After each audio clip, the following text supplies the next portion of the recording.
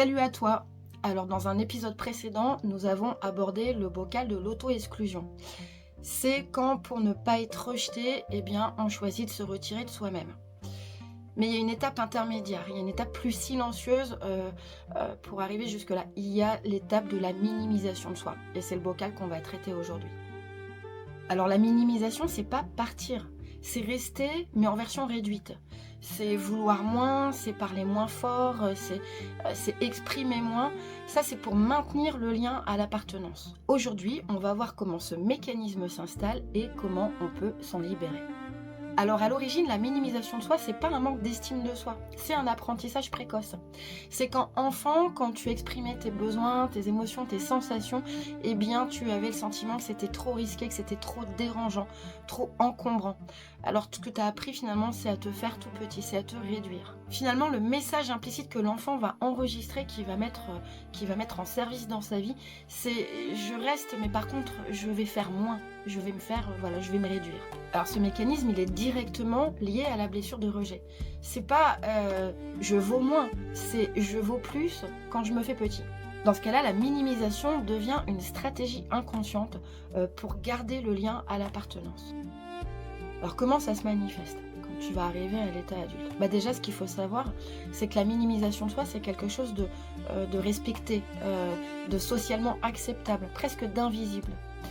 Finalement, ça va être quand tu vas dire des choses comme c'est pas grave alors que ça l'est. Ou quand tu vas t'excuser simplement parce que tu as émis une émotion, que tu as fait part d'une émotion. C'est quand tu dis c'est pas grave alors que ça l'est. Ou quand tu t'excuses d'avoir simplement exprimé une émotion. Ou quand tu fais toujours passer les besoins des autres avant les tiens et de façon presque automatique. Tu peux aussi minimiser tes réussites, tes compétences, tes désirs.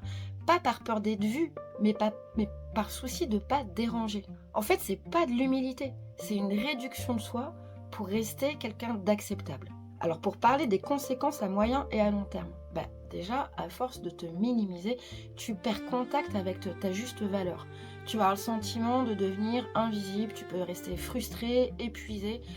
En fait, tu donnes beaucoup, mais tu reçois peu. Souvent, tu te demandes pourquoi les autres ne te voient pas vraiment. Et finalement, tes relations deviennent déséquilibrées. Tu prends très peu de place, mais par contre, tu portes beaucoup.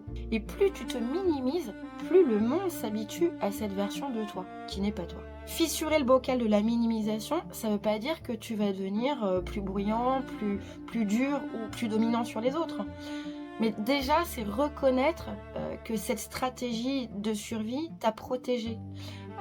Et le reconnaître sans te juger, c'est ça qui est important. Puis progressivement, réapprendre à prendre ta place. Alors ça peut être déjà en apprenant à exprimer un besoin. Ça peut être aussi en disant moi j'ai envie de ça ou je veux ça. C'est une façon de te positionner, c'est un mini geste déjà de réappropriation. Quelque part c'est ne plus réduire ton ressenti pour rassurer les autres. Tout ce que je viens de te dire, ce sont des petits gestes, mais profondément réparateurs.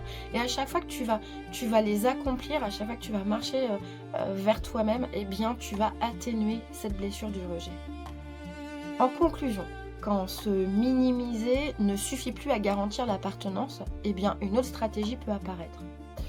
Après avoir appris à être moins ou à faire moins, certains vont apprendre à faire plus. La surproductivité n'est pas l'opposé de la minimisation, c'est juste sa version compensatrice. Dans un prochain épisode, nous allons voir comment la surproductivité devient une tentative de réparer la blessure de rejet et comment elle épuise ceux qui l'utilisent pour exister. Alors je vous dis à très bientôt.